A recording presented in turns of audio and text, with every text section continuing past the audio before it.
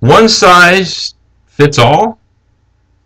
At some point in my life, I realized that I have a big head.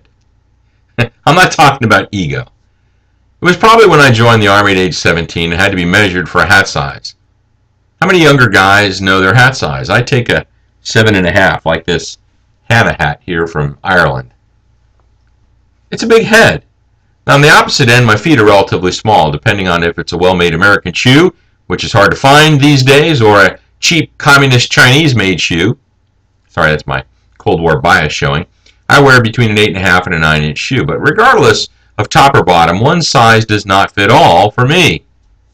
A one-size-fits-all hat usually rides so high on my head that my ears get cold or sunburned depending on the season.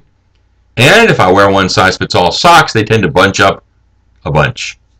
The more I think about it, one-size-fits-all doesn't have the consumer in mind at all, but it sure makes manufacturing and selling things easier. One size fits all. It's convenient sometimes to apply this mentality towards worship. A welcome, 2 songs, a prayer, 3 songs, the Lord's Supper, 2 songs, a message, an invitation song, a prayer, and a dismissal, and voila! We've recreated the New Testament worship pattern for all times and all places. One size fits all. It certainly makes worship planning simple. You just call up the old template in Microsoft Word, change the songs each week and the names of who is doing what, and you're done. But worship should not be a poor-fitting, off-the-rack suit. It should be tailor-made. Tailor-made each week as a new event, a new opportunity for you to express your love and adoration to the Lord.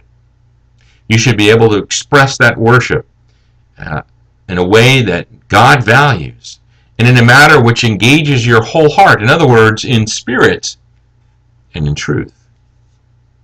What the worship service you attend looks like will depend on a number of factors, including your culture, your age, your past experience of worship, and your own spiritual needs. The New Testament gives us relatively little information regarding a typical Christian worship service, if indeed there was such a thing. But I think if you were to attend a worship service modeled after New Testament teachings, you'd recognize some familiar elements regardless of the time frame in the past or present or location on the planet today. At some point, those gathered together would pray. They'd remember Jesus by taking some bread and juice to remind them of his death, burial, and resurrection. They'd hear some teaching from Scripture, and they'd sing. They'd lift their voices to the Lord in praise and adoration.